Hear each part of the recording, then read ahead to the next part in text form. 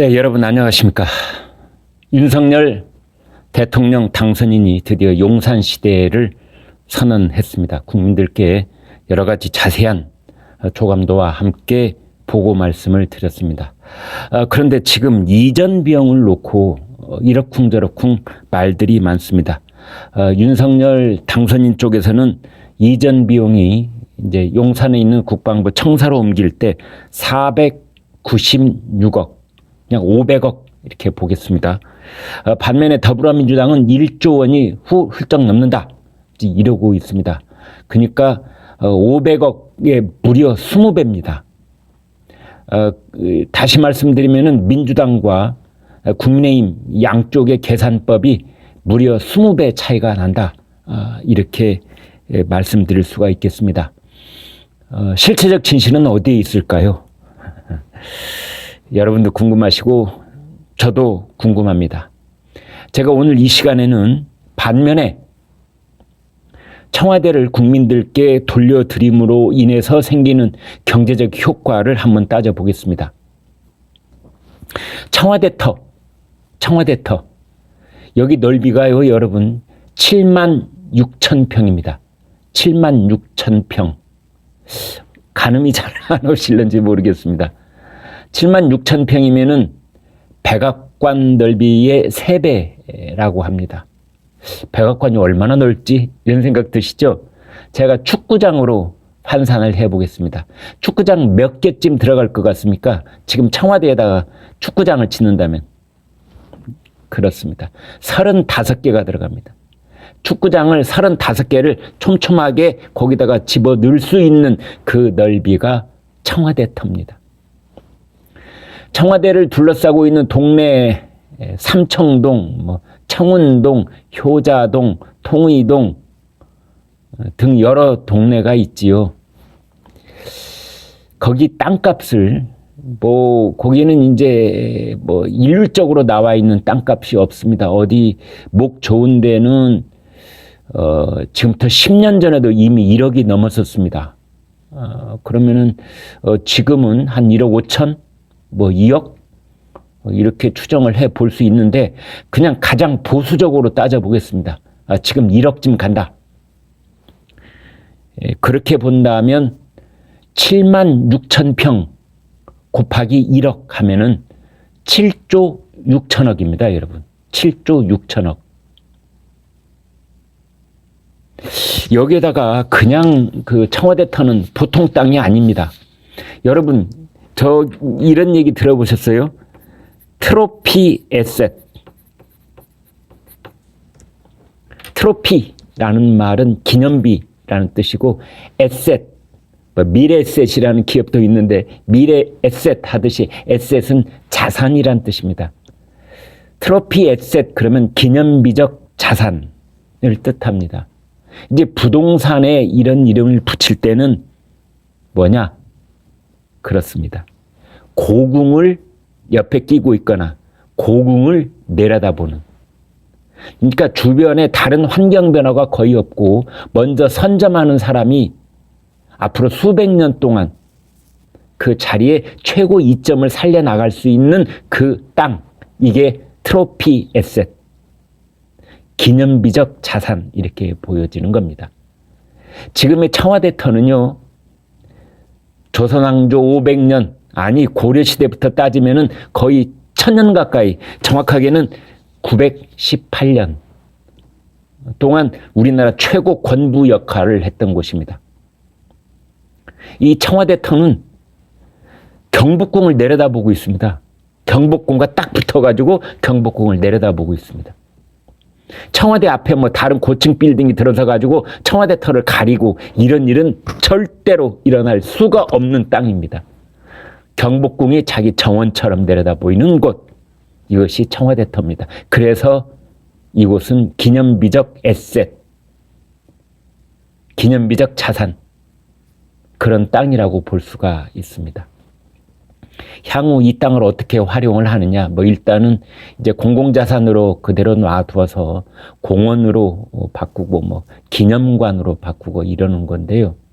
가령 거기에 일부의 땅을 민간인한테 할양을 해서 거기에 뭐 멋진 민간 시설을 짓는다고 가정을 해 보겠습니다. 그때 이제 그곳이 이른바 기념비적 자산이 되는 겁니다.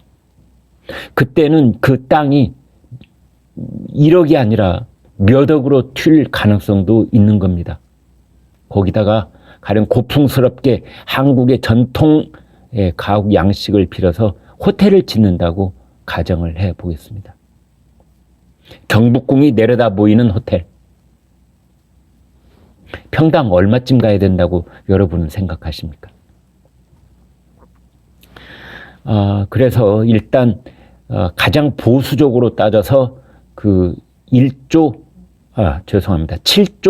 6천억.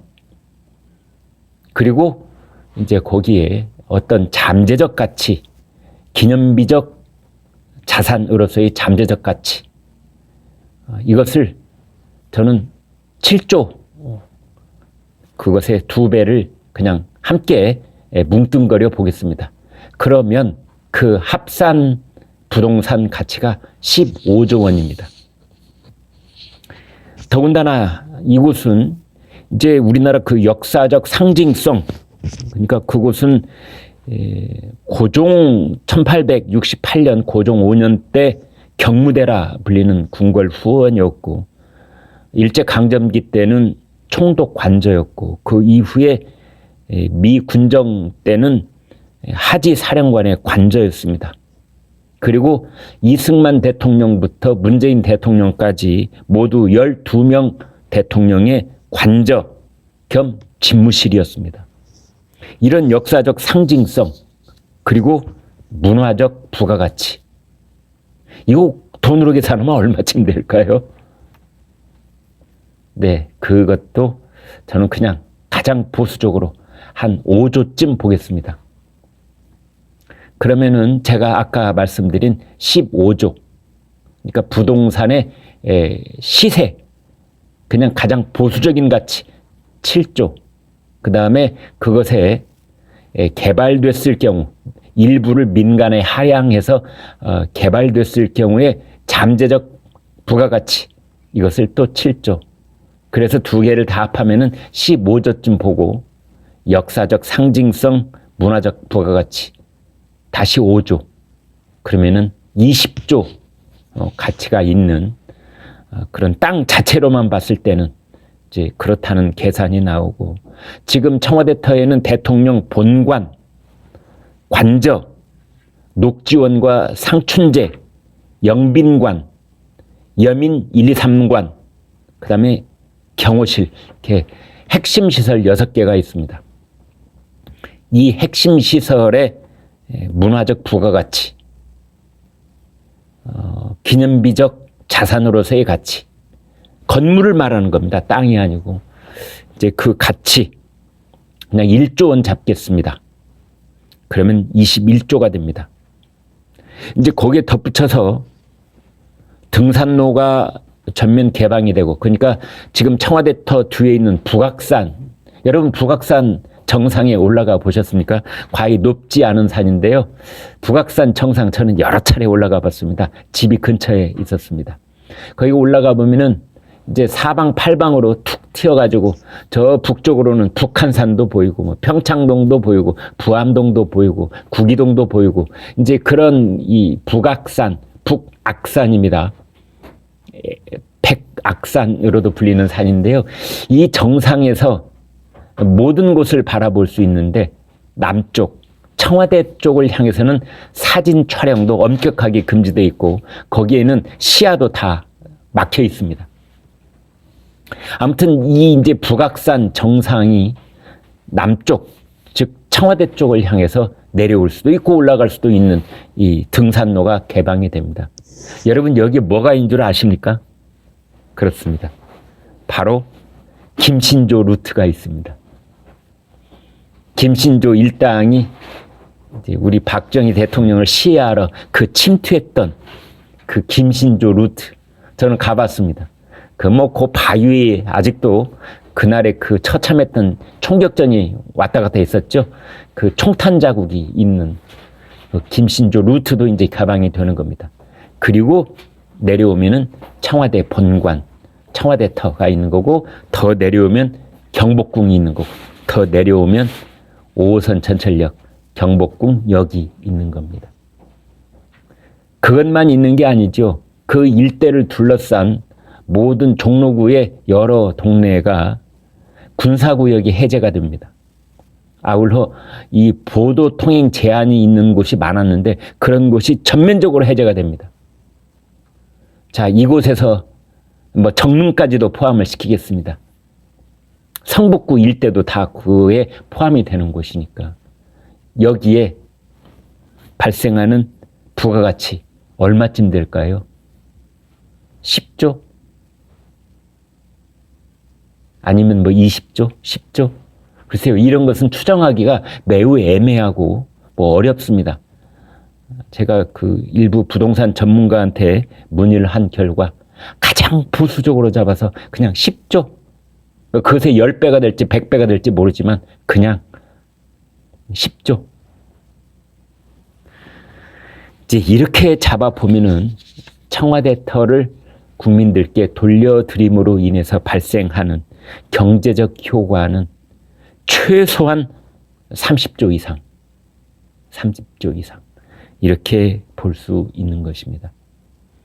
지금 이제 윤석열 당선인 또 차기 윤석열 대통령 정부가 용산에 있는 국방부 청사로 집무실을 옮김에 따라서 들어가는 비용이 496억 원, 그리고 민주당 추산으로 따져도 1조 원 이렇게 되어 있는데요.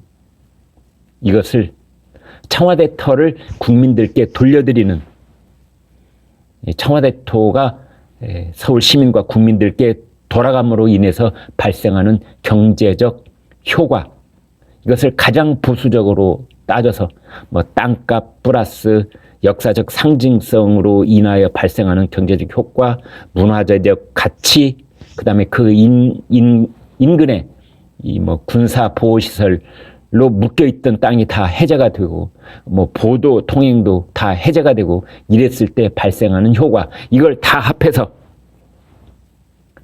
축구장 35개가 들어가는 청와대 터 30조. 전문가들의 그냥 러프한 그런 분석은 30조입니다. 그래서 민주당이 지금 따지고 시비 붙고 있는 국방부 청사로에서의 이전 비용 1조 원에 30배 가까운 그런 경제적 효과를 국민들께 돌려드릴 수 있다. 여기까지 말씀을 드리겠습니다. 네, 여러분 구독, 좋아요 부탁드리겠습니다. 고맙습니다.